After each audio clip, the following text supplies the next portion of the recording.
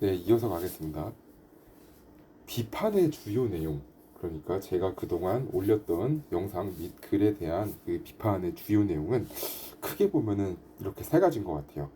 첫 번째, 단호박 회계사님의 시험 공부 방법은 지금의 트렌드와는 맞지 않아요. 지금은 누구나 다 학원을 다니는걸요. 즉, 학원을 다니지 않으면 합격이 불가능할 정도이다.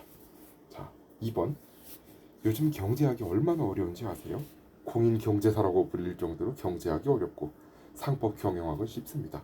경제학이 벼락치기로 가능하다는 게 말이 안 된다고 생각합니다. 아, 3번. 단호박 회계사님 공부하실 때보다 지금은 공부할 것도 너무 많이 늘어났고 시험도 어려워졌어요. 요게요. 그러니까 뭐 뒤에 말씀드리겠습니다만은 이게 1번, 2번, 3번 다 똑같은 얘기예요. 뭐 이게 과목별로 이렇게 나눠져 있느냐, 뭐 옛날이냐 지금이냐, 지금 그 차이로 막 이렇게 강론을 파고드는데 이게 사실 다 똑같은 얘기입니다. 핑계예요, 핑계. 제가 말씀드리고 싶은 게 뭐냐면은요, 제가 요거에 대해서 뭔가 해명을 하자 그런 취지는 사실 별로 없어요. 제가 뭐하러 해명합니까? 네. 뭐 저는 이미 합격한 사람이고 여러분들은 공부하시는 분들인데 저는 해명할 필요성을 느끼지 못하지만은 다만 이 한 가지는 좀 말씀드리고 싶어요. 제가 이거를 말씀드린 이유는 비판에 대해서 비판을 하려는 게 아니고요. 요 시험, 이 회계사 시험의 본질, 그리고 이 시험을 넘어서 시험 자체에 대한 시험이라는 거, 이그잼이라는 거에 대한 자체에 대한 좀 제가 생각하는 본질을 좀 말씀드리고 싶어서 그렇습니다. 자, 첫 번째, 지금의 트렌드와는 맞지 않아요. 지금은 누구나 다 학원을 다니는 걸요. 자, 학원에 대한 얘기입니다. 예, 제가 학원 얘기는 제가 정말 할 말이 많은데 뭐 간단히 말씀드릴게요. 예, 제가 공부할 때도 누구나 다 학원을 다녔습니다. 인터넷 강의 듣는 사람 다 들었고요. 뭐 카세트 테이프니 뭐니 모두가 학원을 다녔습니다. 그리고 제가 처음에 공부 시작할 때 조언을 받은 것도 무조건 학원을 다니라는 거였어요. 학원을 따라가야 트렌드도 알 수 있고 그리고 막 뭐 여러 남들 하는 것처럼 해야지 빨리 붙는다 라고 그때도 그렇게 얘기했습니다. 하지만 저는 학원에 다니지 않았죠. 누차 말씀드렸다시피 제가 공부할 때도요, 학원 하나도 안 다니고 혼자서 독학하는 사람 제가 유일했습니다. 제 주변 혹은 뭐 인터넷 카페 등등 여러 군데 찾아봐도 학원 안 다니는 사람 정말 저 하나밖에 없었어요. 그러니까 학원을 선택적으로 다니는 사람들은 많았어요. 내가 이 과목은 잘하니까 이 과목은 잘하니까 안 다녀도 돼. 뭐 이 과목은 못하니까 좀 다녀야 되겠어. 라는 사람들은 좀 있었는데 혼자서 완전히 생독학을 한 사람 제가 유일해요. 거기다가 저는 무유학, 저는 학교 다니면서 공부했죠. 학교 다니면서 공부했기 때문에 학교를 통학을 하면서 수업 연관 과목들을 수강했습니다. 네, 뭐 학교 다니면서 사실 저는 경영학과이다 보니까 그 막 학교 다니면서 학교 학점 채우는 데 있어서 그 회계사 관련 과목들을 수강을 할 수 있었어요. 어떻게 보면 타전공보다는 제가 사실 조금 유리했다고 생각을 합니다. 하지만은 그 학교 강의와 학원 강의는 그 성격, 시기, 범위가 좀 다릅니다. 뭐 이 점은 아마 다 아실 거라고 생각해요. 그래서 사실상 학교 강의가 수험 적합하지는 않습니다. 그래서 학교 강의가 수험 생활에 유의적인 영향을 미쳤다고 보기는 어려울 것 같아요. 저는 오히려 어떻게 생각했냐면요. 학교 강의를 듣고 이해해서 이 회계사 시험 공부를 하겠다가 아니었어요. 저는 제가 회계사 시험 공부를 하기 때문에 학교 강의를 이거랑 같이 하면은 학교 학점을 오히려 더 수월하게 딸 수 있겠다. 예를 들어서 뭐 그 중급 회계다. 제가 중급 회계를 들으면은 또 중급 회계 학교 수업 듣는 사람이 열심히 하겠어요? 아니면은 회계사 준비하는 사람이 열심히 하겠어요? 당연히 회계사 준비하는 사람이 열심히 할 겁니다. 그러니까 반대로 말하면은 회계사 준비하는 것처럼 중급 회계를 공부를 해서 그걸로 학교 학점을 들으면은 그냥 무조건 A 받는 거예요. 물론 예외의 경우도 있습니다. 막 고급 과목 이런 거 같은 경우는 전부 다 회계사 준비생이에요. 그러면은 회계사 준비생 중에 누가 더 잘하냐 못하냐로 갈리겠습니다만은 저 같은 경우는 일단 학교 강의는 학원이 아니죠. 학교 강의는 제 공부의 서브다라고 생각을 했습니다. 특히나 저는 그 앞에 영상에서 말씀드린 바와 같이 학교도 다니고 통학 시간이 왕복 2시간이었어요. 왕복 2시간인데다가 과외도 하고 이러다 보니까 혼자 공부할 시간 자체가 많지 않았습니다. 시간 확보가 너무나 절실했어요. 그러다 보니까 어차피 저는 학교 강의는 학점을 따기 위한 용이라고 생각했기 때문에 어차피 혼자 공부하잖아요. 굳이 교수님 수업 왜 듣습니까? 그래서 아예 그냥 교수님 말 다 쌩까고 제 공부만 하거나 아니면 수면 시간 확보를 위해서 그냥 엎드려서 잤습니다. 제가 이제 시험 공부할 때가 이제 2010년 전이에요. 저는 2000X년입니다. 네네. 나보다 10년 이상 선배 회계사들, 즉 1990년대였죠. 1990년대 선배 회계사분들도 다 학원 다녔어요. 카스테이프 끼고 다 그렇게 공부했습니다. 옛날 사람들이죠. 1990년대에 합격했으면 지금 50살이에요. 50살 먹은 회계사분들도 다 학원 다니면서 했어요. 옛날에는 학원이 없었다. 지원이 부실했다. 아니, 옛날이랑 지금이랑 다른 게 있다면요. 인터넷 강의가 있냐 없냐 딱 그 차이예요. 인터넷 강의냐 카세트 테이프냐 딱 그 차이입니다. 즉 옛날에는 학원 같은 거 없었다. 니네 공부하기 편해졌다. 이렇게 말하는 거 다 놓고 말씀드리고 다 개뻥입니다. 이건. IMF 이전에도 있었어요. 그 송상엽? 송상엽 맞을 거예요. 아마 그뭔 세무대학 세웠다가 지금 쫄딱 망한 사람. 그 사람이 학원을 차린 게 제가 알기로 80년대 후반인 걸로 알고 있는데 반대로 말하면 그때부터 학원이 있었다는 얘기예요. 뭐 옛날부터 전설로 내려오는 뭐 송상엽 전에 누군가가 이제 막 한성 아카데미인가 그런데 학원이 있었다고 하는데 확실히 말씀드릴 수 있는 거는 80년대 후반부터 학원이 있었습니다. 그러니까 막 학원이 있었다 없었다 옛날과 지금은 다르다 이거는요 사실 핑계거리가 못 돼요. 자, 제가 이거는요 요 아래 내용은 사실 이 내용이 굉장히 중요해요. 제가 보기에는 제가 이 관련된 영상을 제가 언젠가 한 번은 찍겠다 했는데 일단은 글로 써놨습니다. 요 수험기에서 회계사 합격자의 평균 수험 기간이 약 3.5에서 4년 정도 되는 것으로 알고 있습니다. 실제로 그게 지금도 대충 맞는 것 같아요. 옛날에도 그랬고요. 근데 이건 합격자 통계예요. 불합격자까지 확장하면 수험 기간 무한대로 늘어날 수 있습니다. 아마 뭐 학원 다니시는 분들은 아실 거예요. 저 되게 신선의 경지에 도달하신 그 장수생분들, 네, 그런 분들 많이 계십니다. 그런 분들의 수험 기간까지 합치면은 수업 기간이 아마 훨씬 늘어날 거예요. 일단은 저희는 합격자 기준으로만 생각하기로 합시다. 근데 왜 합격자 평균 수업 기간이 3.5년에서 4년 정도일까요? 과연 이게 정말 그 정도를 공부해야 할 분량이기 때문에 합격자 수업 기간이 그 정도일까요? 즉 2년 공부해서 붙은 사람은 머리가 좋은 사람이고 5년 공부해서 붙은 사람은 머리가 나쁜 사람일까요? 저는 전혀 그렇게 생각하지 않아요. 이거는 정말 방법론의 차이라고 생각을 합니다. 아마 3.5년 코스는 아래와 같을 거예요. 제가 보기에 다른 유튜브 하시는 이렇게 합격술기나 합격설 푸시는 분들이 대강 요 흐름과 거의 비슷해요. 여기서 이제 조금 빨리 붙었다 하면 이제 뭐 예를 들어 동차를 했다거나 아니면은 1차를 한 번에 붙었다거나 그렇게 되면은 1년 줄어듭니다. 그러면 이제 3.5년이 2.5년 코스 되는 거고요. 거기서 만약에 1차도 한 방, 2차도 한 방 이렇게 붙었다고 하면 이제 1년, 뭐 1.5년까지 이렇게 줄어드는 건데 제가 지금까지 유튜브 본 사람 중에 제가 1년, 정확히 1년으로 끊는 사람 저는 못 봤어요. 아마 아래와 같을 겁니다. 1차 종합반을 들어서 전체 과목 한 바퀴 뺑 돌린다. 자, 이건 뭐냐면은 뭐가 있는지 아는 거죠.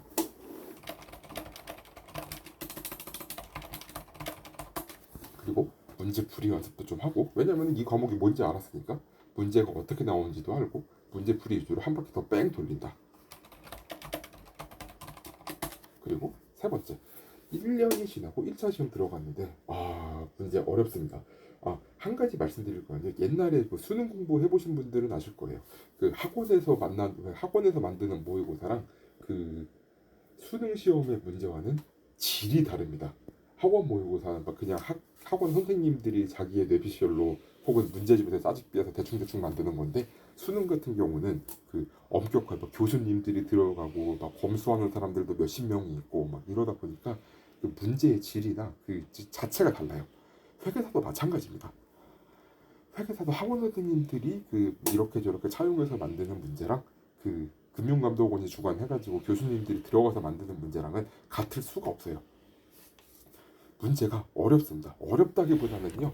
실제로 이제 그 시험 그 출제하러 들어갈 때 학원 교재는 이런 거를 다 들고 들어가기 때문에 어느 정도는 그런 것들을 피해서 내려고 합니다. 즉 학원의 유형에만 익숙해진 사람들이 보기에는 조금 어렵게 문제가 나옵니다. 예전에는 커트라인이 사실상 60점이라고 했는데 요즘에는 한 제가 보니까 안정권을 받으려면 최소한 400점 이상은 맞아야 되는 것 같아요. 총점 기준으로. 네. 근데 400점 정도면은요. 한 뭐 어쨌든 1차에서 합격하는 사람 수가 한 1,500명 전후잖아요. 저 같은 경우는 이제 뭐 그 당시에 이제 저 같은 경우는 이제 총점이 그 당시에 한 400점 약간 안 됐나? 400점 정도 됐던 걸로 기억을 하는데 저는 그때 1차 등수가 290등이었어요. 옛날보다 지금이 수험생의 수준이 높아서 옛날에는 400점 맞으면 290등이었는데 지금은 1500등이냐? 그거 아닙니다. 그거 나중에 다시 설명드립니다. 일단 여기서 말씀드리려고 하는 거는 커트라인에 걸려서 떨어졌다. 네, 요거는요. 60점을 넘기는 공부라기보다도 이제 내가 1500등 안에 들어야겠다. 정확히는 여유 있게 보려면 한 7, 800등 안에는 들어야 되겠다라는 각오로 공부를 하셔야 되는 거죠. 그 다음에 1차 떨어졌어요. 이제 대강 어떻게 돌아가는지 알아요. 이 바닥이 어떻게 가는지 알 것 같아요. 뭐 종합반 뭐 또 듣겠습니까? 솔직히 종합반 2번 듣는 사람은 저는 바보라고 생각해요.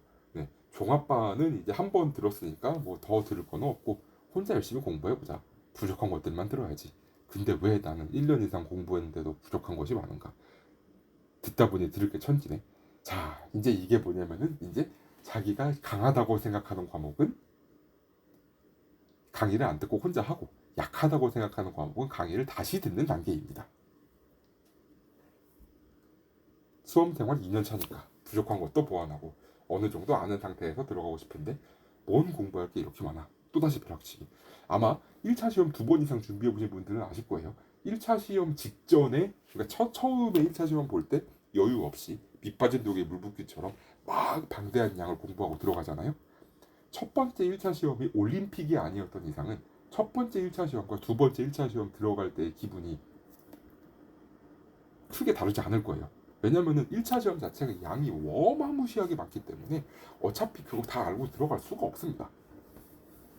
그거는요.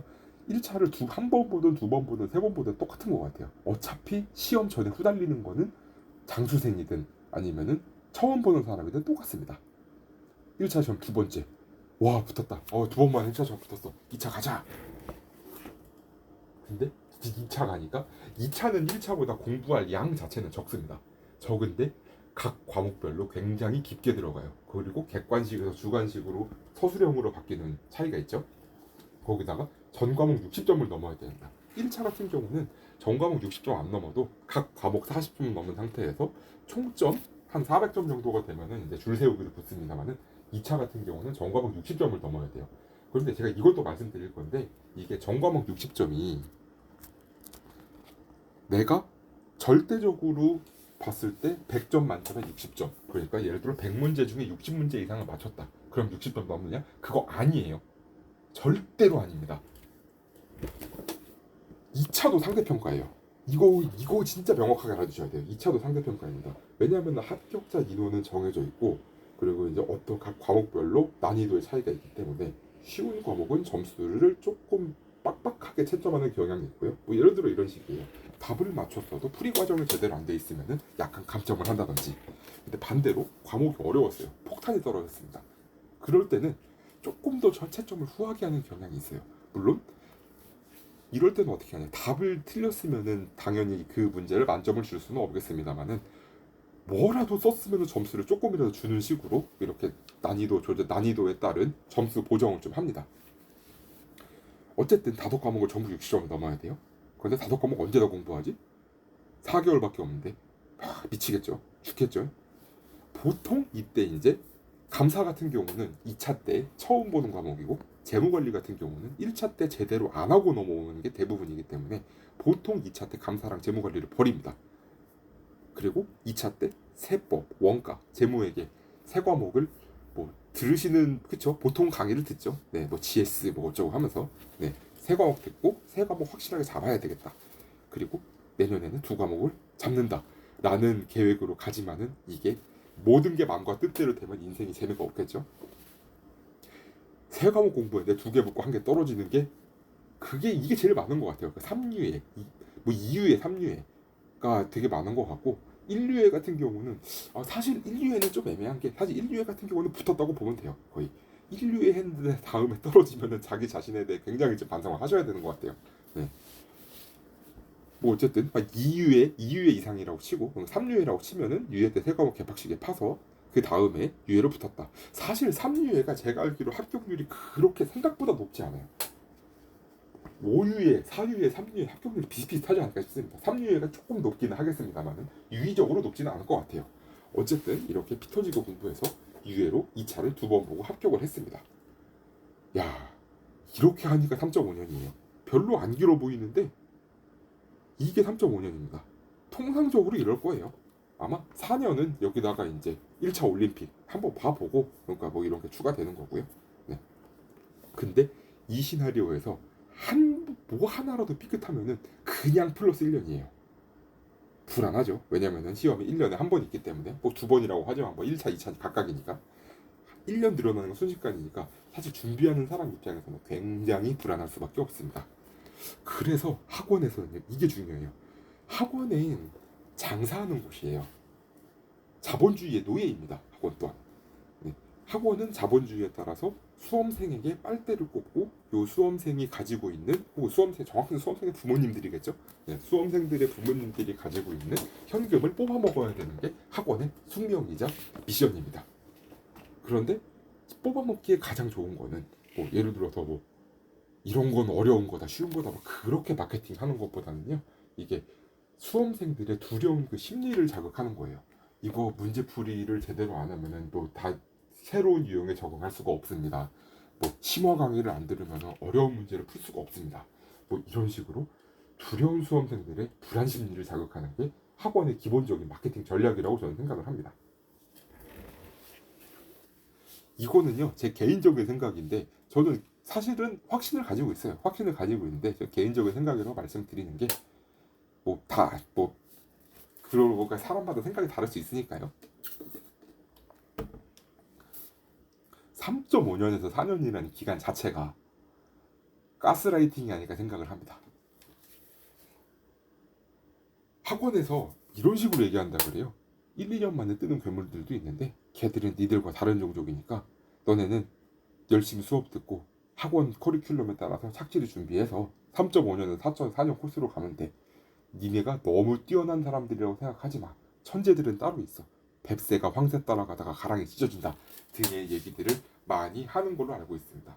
자, 여기서 한 가지. 저는 뱁새입니다. 황새가 절대 아닙니다. 앞에 영상에서 말씀드렸다시피요. 다만 저는 뱁새이지만은 어떻게 뱁새가 종종걸음으로 빨리 더 높게 오를 수 있을까라는 생각은 굉장히 많이 해요. 그런 점에서 여기 보면은 1, 2년 만에 뜨는 괴물.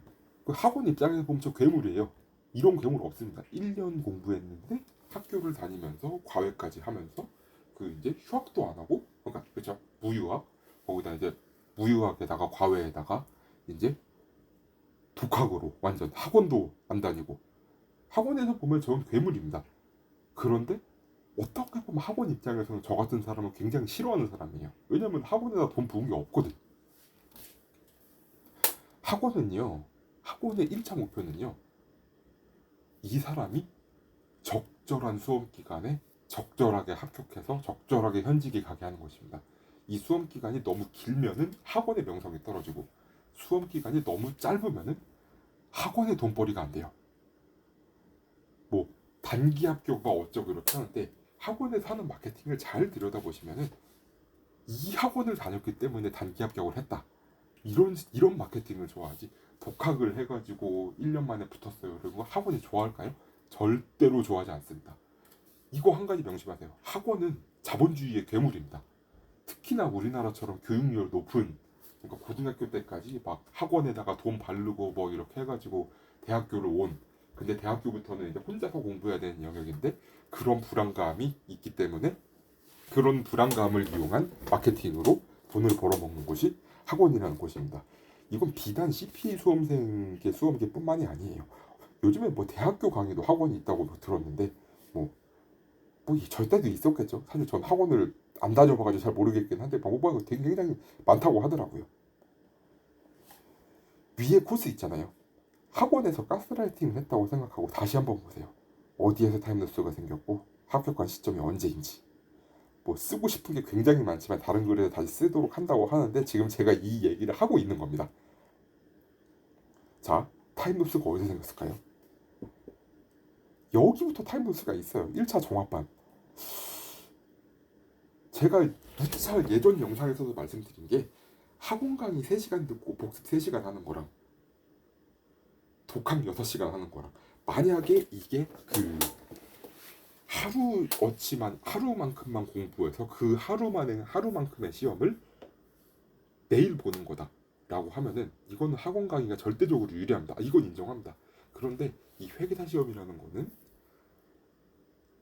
요 굉장히 두꺼운 책 한 2, 30권 정도를 1년 동안 쏟아 부어서 1년 동안 쏟아 부어서 계속해서 갈고 닦고 내 그 방대한 양을 내 머릿속에다가 압축을 시켜가지고 구겨 넣어야 되는 과정이에요. 그러다 보면은 이게 앞에 거 공부하고 이제 뒤에 거 넘어가면 앞에 거를 당연히 까먹을 수밖에 없습니다. 이런 불안 심리를 자극해가지고 종합반이라는 게 생긴 건데 종합반 한 바퀴 다 돌리면은 이 과목들 이런 체계나 이런 거에 대해서 전체적으로 이해할 수 있어. 그런 걸로 이제 마케팅을 해서 종합반이 생긴 건데 제가 말씀드린 게 하루짜리는 이제 3 더하기 3과 6 따지면 3 더하기 3이 유리하지만은 이게 독학이라는 게 쌓이다 보면은요. 예를 들어서 이게 제가 한 달짜리다. 3 더하기 3 그리고 6 이게 3 더하기 3이 30일이 가고 그러면은 강의 시간 90시간, 복습 시간 90시간이 되죠. 그리고 독학을 하면은 네, 독학을 하면은 잠시만요. 여기다 써놓을게요.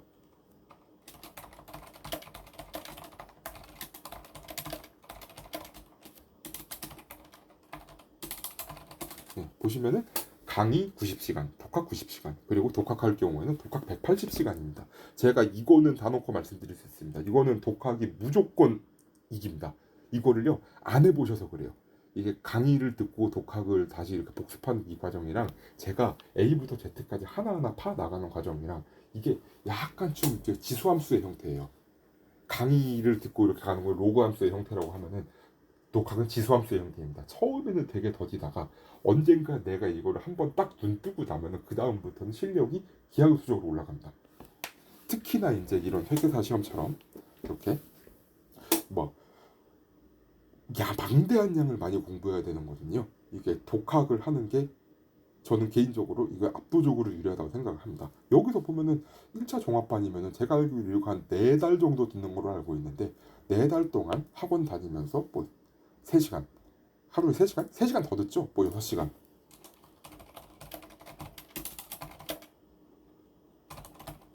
하면은 뭐 예를 들어서 주말 빼고 그러면은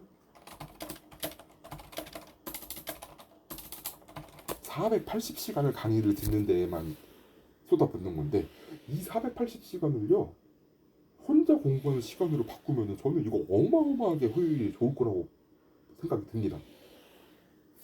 그리고 문제풀이 연습. 이 문제풀이 반도 또 따로 있어요. 문제풀이도 뭐 아마 이게 종합반 안에 문제풀이가 따로 없는 걸로 알고 있는데 이게 기초 종합반과 뭐 문제풀이 종합반 이런 식으로 나눠져 있지 않나. 네. 문제풀이 연습도 이렇게 좀 하면은요. 여기다 480시간에다가 곱하기 2 하면은 960시간. 그리고 이제 그 뒤에 뭐 막 이렇게 각종 특강 하면은요. 학원 강의만 약 1200시간이에요. 와 여기다가 이제 뭐 이거 하고 저거 하고 1500시간 그냥 날라가는 거예요. 와 이렇게 생각하면 저 학원을 왜 다니지? 라는 생각이 많이 듭니다. 근데 이게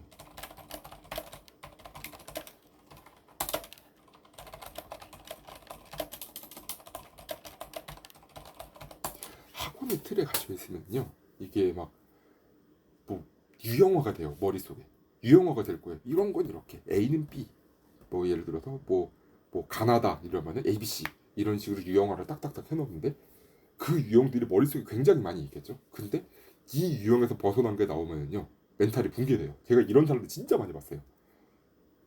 뭐 예를 들어서 뭐 세법의 23번 문제 어떻게 풀었냐. 와, 씨, 나 이거 멘붕 인데 나 이거 본 적이 없는 건데. 막 보통 이런 얘기합니다.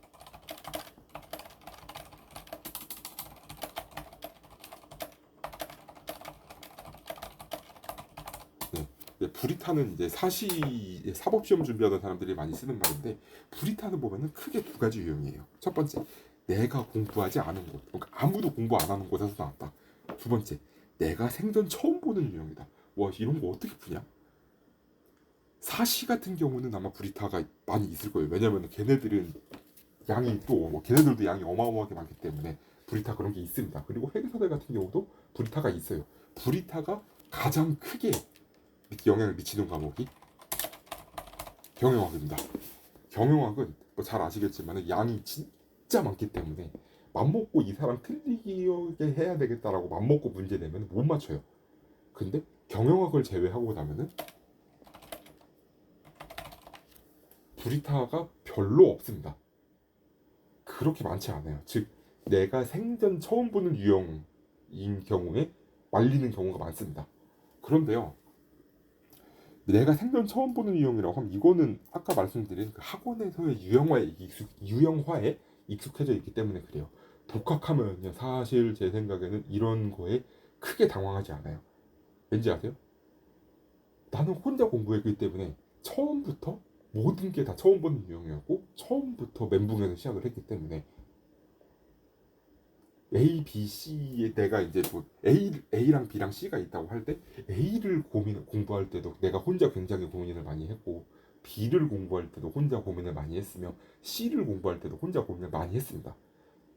그러니까 이 고민을 하면서요, 뭐가 생기냐면요, 응용력이 생겨요. 학원 강의가 가장 저는 맹점이라고 생각하는 게,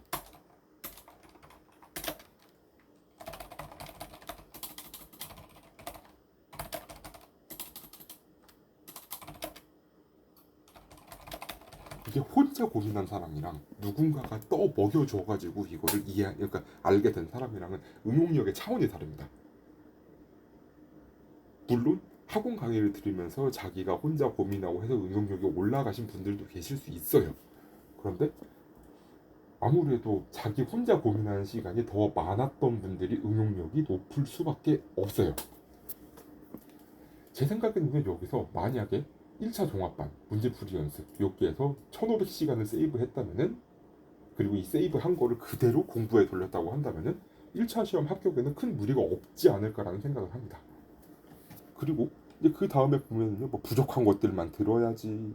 그리고 이제 뭐 막 이거 보완하고 하는데 이때도 또 강의 듣다가 시간 날리는 거예요. 제가 봤을 때 보시면 오 다행히 붙었다. 그래서 제가 간단히만 써놨는데 이 사람이 합격할 수 있었던 이유는 학원 강의에 듣는 시간을 첫 번째보다는 조금 줄였기 때문이지 않을까라는 게 저는 그게 가장 큰 요인이 아닐까 생각을 합니다. 그리고 2차 같은 경우는 사실 이게 동차냐 유예냐 이 부분은 이제 저는 이거는 100%까지 한 80% 정도는 전 재무 관리에 달려 있다고 생각해요. 재무 관리를 잡고 온 사람과 아닌 사람은 천지 차이입니다. 그러니까 뭐 이제 물론 2차가 동차 같은 경우는 어느 정도 운도 따라줘야 하는 부분들도 있겠습니다만은, 그럼에도 불구하고 매년 초시 동차로 뜨는 사람들, 물론 초시 동차는 학원도 있겠고 여러 가지 유형들이 있겠습니다만 매년 초시 동차로 뜨는 사람들이 한 50명 정도는 나와요.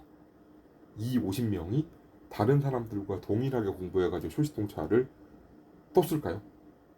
저는 이분들이 초시 동차로 뜰 수 있었던 가장 큰 요인은 자기 공부 시간을 가장 많이 확보했기 때문이 아닐까, 저는 그렇게 생각을 합니다. 네. 2차에 대해서는요, 제가 또 2차만 다시 좀 이렇게 말씀드릴 때가 있을 것 같아요. 네. 어디에서 타임로스가 생겼는지는 다시 한번 여러분들이 보시고 판단을 하시기를 바랍니다. 공부는요, 혼자 하는 거예요. 누가 떠먹여주는 게 아닙니다. 결국에는 자기 머릿속에서 이해하고 내 뇌가 이 내용들을 이해하고 씹어 먹고 이게 체화가 돼야 이게 나중에 답안지를 쓰든 OMR 카드에 마킹을 하든 이게 나오는 거지. 학원에서 듣는 거 그대로 하면 이게 결국에는 진짜 극단적인 예로 학원에서 말하는 거 그대로 외우면요 앵무새밖에 안 돼요. 내가 이해를 해야 돼요. 내가 이거를 제대로 완벽하게 이해를 하고 있어야만 응용을 할 수 있고 꼬아서 내도 풀 수 있고 그런 거지. 이게 학원 떠먹여만 주는 존재예요. 입 앞에 음식을 가져다 주면 나는 입만 벌리면 되는데 생각해보세요. 독학을 하면 뭘 해야 되냐면요. 내가 숟가락을 들 수 있어야 되고 숟가락을 들려면은 내 손 및 손가락에 근육이 있어야 됩니다. 손 및 손가락에 근육이 있어서 숟가락을 이렇게 잡을 수 있고 숟가락을 잡아서 밥을 떠 먹을 수 있으며 즉 이건 손목에 스냅 근육도 필요하죠. 밥을 떠서 내 입까지 올려야 됩니다. 내 입까지 올리는 데는 이게 또 그 손목이 아니고 요 팔을 움직이는 그 팔목의 힘도 필요해요. 그런 다음에 손 앞에서 잠시 버틸 수 있는 힘, 그리고 그 다음에 입에 왔을 때, 입 앞까지 왔을 때 입을 벌릴 수 있는 그런 것까지 필요한데 요 앞에 과정들이 굉장히 많이 생략이 되는데 숟가락 드는 게 그렇게 어려워? 라고 생각할 수 있는데 사실 숟가락을 들기 위한 그 과정에도 굉장히 많은 것들이 생략이 돼 있어요. 생략이 돼 있는데 이거를 이제 학원에는 이제 그 앞에 과정을 대신해 주는 거고 나는 씹어먹기만 하면 돼요. 그런데 독학을 하는 과정은 이 앞에 여러 가지 근육을 만들고 근육을 쓸 수 있게 연습하는 이런 과정들이 축약이 되어 있는 겁니다. 입만 벌리면 먹기 쉬우니까 그 당시에는 할만 하다고 생각해요. 그런데 복습하려거나 혼자 하나하나 보려다 보면은 머릿속에 지우개가 발동해서 옛날 이게 대체 뭔 내용이었지? 그런 경험 많이 하셨을 거예요. 2단원 넘어갔는데 1단원 내용 하나도 생각 안 나는 거. 이건 독학해도 사실 마찬가지예요. 근데 독학을 하면은 한 몇 회독수가 늘어나고 나면은 자연히 머릿속에 좀 잡히게 되는 부분이 있어요. 물론 회독수 늘리는 게 굉장히 중요하기는 합니다. 그런데 학원 강의를 들으면은 나는 분명히 2단원을 듣고 복습을 하려고 하는데 학원에서 들은 내용이 강사의 말이 생각나지 이 내용이 무슨 내용이었는지 이해가 잘 안 가는 상태에서 복습을 하는 상황들이 굉장히 많이 벌어집니다. 합격에 가까우려면요 내가 떠먹을 줄 알아야 돼요. 즉 학원에서 떠먹여준다고 할지라도 내가 손가락을 쓰는 힘, 손목을 쓰는 근육, 그리고 여기 숟가락을 들어 올릴 수 있는 근육, 여러 가지들이 이렇게 합쳐져야 돼요. 예를 들어 이렇게 생각하시면 돼요. 우리는 오른손으로 숟가락으로 밥을 떠먹는 법만 배웠는데 실제 시험에서는 이렇게 나오는 거예요. 오른손 숟가락으로 들어서 너는 지금 앞 앉아 있는 게 아니고 누워 있는 상황이야. 이 상황에서 오른손으로 숟가락으로 밥을 떠먹어봐. 어떻게 할 거야? 이런 식으로 문제가 나오면 이거에서 멘붕이 오는 거예요. 그런데 내가 이것들을 충분히 연습하고 이렇게 했으면은요 당황하지 않아요. 떠먹는 방법을 내가 터득할 것이냐 누군가 알려줄 것이냐의 차이다. 뭐 저는요 그러니까 진짜 그래도 내가 뭐 너무 불안하다 싶으면 저는 기본 강의까지는 괜찮다고 봐요. 그러니까 아무것도 모르는 백지 상태에서 기본 강의 정도 듣고 흐름 정도, 그러니까 종합반 아니에요. 기본 강의입니다. 네, 기본 강의 정도는 그냥 괜찮다고 생각을 하는데 막 문제풀이 뭐막 심화 강의 뭐 좀 글쎄요. 네, 심화 문제풀이 이런 거는 자기 스스로 터득해 가야 하는 게 아닌가 좀 생각을 합니다. 저 같은 경우는 기본 강의도 안 보고 혼자 팠어요. 전 그게 더 빠르다고 생각해요. 제가 생각하는 지름길은요. 지름길을 찾을 시간에 그 시간에 책 한 자 더 보고 더 빡세게 고민하고 더 빡세게 응용을 하는 게 합격에 가장 가까운 지름길이라고 생각을 합니다. 제가 독학을 택한 이유는 크게 두 가지였어요. 1번 공부 시간이 절대적으로 부족했습니다. 그쵸? 학교도 다니고 과외도 해야 되고 통학도 해야 되고 막 여러 가지 저는 뺏기는 시간이 많았어요. 그래서 학원 강의까지 듣고 나면은 독학을 혼자 공부할 시간이 절대적으로 부족했습니다. 근데 이것보다도 이게 더 커요. 제가 기본 베이스가 되는 원리를 제 스스로 터득만 한다고 하면은 어떤 식으로 나오든지 제가 아는 범위라면 응용이 가능하죠. 그러니까 심지어는 어떤 게 되냐면요. 정말 좀 그 원리를 파악하고 나면요. 모르는 것도 제가 응용할 수 있어요. 뭐 무슨 개소리야 싶겠습니다만은 저 이거 제가 세법 2차 봤을 때 실제로 있었던 얘기인데 제가 시험 볼 때 상속증여세법 계산 문제가 나왔습니다. 상증세법이 그 당시에는 그래도 약술로만 나오는 게 트렌드였는데 계산 문제가 나왔어요. 상증법 계산 문제가 뭐가 나왔냐면은 그 뭐 아빠, 아들, 뭐 이제 뭐 막 그 제3자 그리고 이제 뭐 막 뭐 조카 이런 식으로 막 재산이 이렇게 막 있는데 이게 뭐 유상증자를 해가지고 뭐 막 뭐 이렇게 유상증자 가액이 바뀌어가지고 어떻게 했을 때 이거 상증세 어떻게 증여세 계산하시오 이런 문제가 나왔어요. 제가 2차 들어갔을 때 상증법에 대해서 아는 거라고는 증여세 세율밖에 없었어요. 그런데 방금 제가 말씀드린 게 뭐죠? 막 유상증자 했을 때 그 막 어쩌고 계산하라는 거였죠. 이거요. 법인세법에 부당행위 계산의 부인에 보면은 그 불균등 증자 어쩌고 하면 그런 얘기들이 나와요. 근데 상증법상 계산 문제 이게 똑같은 내용이 있는 거예요. 그러니까 증여세를 계산하라고 하는데 문제 양식은 법인세랑 똑같아요. 저는요 그때 어떻게 풀었냐면 어씨 이거 부당행위 계산이랑 비슷한 것 같은데 하면서 이게 부당행위 A법인, C법인 막 그런 게 법인세에서는 A법인, C법인 이런 식으로 나오는데 부당행위 그 상증법에서는 뭐 부, 자, 뭐 조카 이런 식으로 나오니까 어이씨 얘네 특수관계들이잖아. 이거 그냥 법인세법이랑 똑같이 계산하면 되겠네? 라고 하고 그렇게 해서 증여재산가액 구하고 그걸로 증여세 때려가지고 계산을 했어요. 저 그때 이거 저는 그때 상증법 계산 문제 공부 안 했는데 저 그때 그 문제 맞췄어요. 맞췄습니다. 그거. 정답을 맞췄어요. 이게 기본 베이스가 되는 원리. 그러니까 그 원리가 뭐냐면은 예를 들어서 그 회사의 그러니까 주식의 가치가 10,000원인데 20,000원으로 유상증자를 했으면은 증자에 참여 안 한 사람이 부를 가져가게 되는 거고 증자에 참여한 사람이 부를 주게 되는 거잖아요. 이게 원리가 법인세법이나 상증세법이랑 똑같거든요. 즉 세법의 전체를 관통하는 원리예요. 이거를 제가 했기 때문에 저는 법인세법만 공부를 했고 상증법에서 이 문제가 나왔을 때 모르는 내용이다라고 했지만은 저는 문제를 풀어서 정답을 맞출 수가 있었습니다. 즉 내가 아는 범위는 내가 이 챕터를 공부했냐 안 했냐 이것보다 이 전반을 꿰뚫는 그 원리를 내가 이해를 했다고 하면은 충분히 응용이 가능합니다. 그리고 이런 응용력이 가장 극대화로 해서 발현이 되는 데가 어디냐면은 경제학이랑 재무관리예요.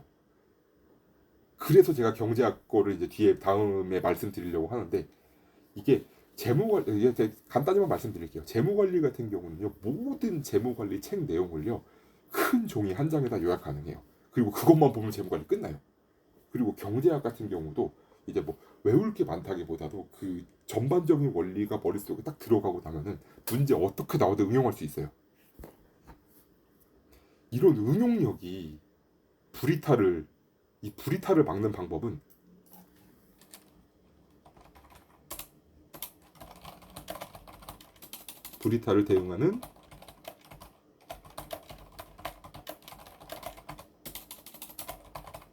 불이탈을 대응하는 방법은 응용력을 키우는 것이에요. 그러니까 이렇게 생각하시면 돼요. 예전에 우리 수능 볼 때 수리 영역 4점짜리 수리 영역 4점짜리는 되게 뭔가 엄청 어려워 보이고 그러니까 어렵죠. 어렵게 어려운데 우리가 배운 범위 내에 다 있잖아요. 그러니까 그 수리 영역 4점을 푸는 그런 응용력으로 회계사 시험을 접근하시면은 좀 더 효율적이지 않을까라는 생각을 합니다. 다시 돌아오면은요. 애당초 제가 공부할 때도 제 공부 방법은 트렌드가 아니었어요. 근데 결과 하나만은 확실히 말할 수 있어요. 저는 1년이라는 짧은 기간 내에 학교를 다니면서 학원 강의 하나도 안 듣고 과외까지 하면서 저는 동차 합격을 달성을 했습니다. 1차 시험은 290등이었고요. 2차 시험은요. 뭐 등수는 뭐 딱히 뭐 안 나옵니다만은 굉장히 점수가 높았어요. 상당히 높았습니다. 하지만 트렌드에 완전히 역행하는 방법이죠. 제가 하나 말씀드릴 수 있는 거는요. 남들과 똑같은 방식으로 하면 어떻게 되는지 아세요? 남들과 똑같이 가요. 남들과 똑같이 하는데 어떻게 남들과 다를 거를 기대를 하죠? 뭐 아인슈타인의 명언 있잖아요. 아인슈타인인가요? 딴 사람인가? 아무것도 안 하고 있으면서 뭔가의 변화를 기대하는 것만큼 바보 같은 사람은 없다. 그러니까 남들과 똑같이 하면서 남들과 똑같이 하는데 남들과 다른 방법이 나오려고 하면요 이 사람이 머리가 좋아야 돼요. 내가 머리가 좋다는 전제하면은 남들과 똑같이 하지만 좀 더 나은 성과를 낼 수 있습니다. 그런데 저는 남들과 비슷해요. 저는 남들과 비슷한데 어떻게 남들보다 더 좋은 성과를 내냐? 저는 방법이 달랐기 때문이에요. 그리고 저 같은 경우는요 이런 이 공부 방법이 회계사뿐만 아니고 어디에도 적용할 수 있는 방법입니다. 이 공부 방법으로 저는 회계사 말고도 다른 여러 가지 시험에서도 탁월한 성과를 냈어요. 물론 운 중요합니다. 운이 좋았다고도 할 수 있어요. 하지만 그 좋았던 운들이 저한테만 여러 가지 시험에 한 번에 찾아왔을까요? 그리고 학원을 다니는 사람에게는 운이 좋고 안 좋고가 없을까요? 운은 누구한테나 작용하고요. 그 운은 뭐 어떻게 될지 몰라요. 어떻게 될지 모르지만은 그 운마저도 통제할 수 있을 만큼 공부를 정말 열심히 해서 내가 이해하고 씹어먹고 하는 게 가장 중요하지 않을까라는 생각을 해봅니다. 다시 말씀드리면요. 단호박 회계사님의 시험 공부 방법은 지금의 트렌드와는 맞지 않아요. 지금은 누구나 다 학원을 다니는 걸요. 네, 요약해서 말씀드립니다. 남들과 똑같이 하면은 남들과 똑같은 결과밖에 낼 수가 없습니다. 예외, 당신이 정말 머리가 좋은 사람이라면 남들과 똑같이 해도 남들보다 더 괄목할 만한 성과를 낼 수 있습니다. 하지만 저 같은 경우는 남들과 똑같은 사람이기 때문에 다른 방법을 선택을 할 수밖에 없었습니다. 네, 일단은 이게 첫 번째고요. 두 번째부터는 다음 영상에서 이어가도록 하겠습니다. 감사합니다.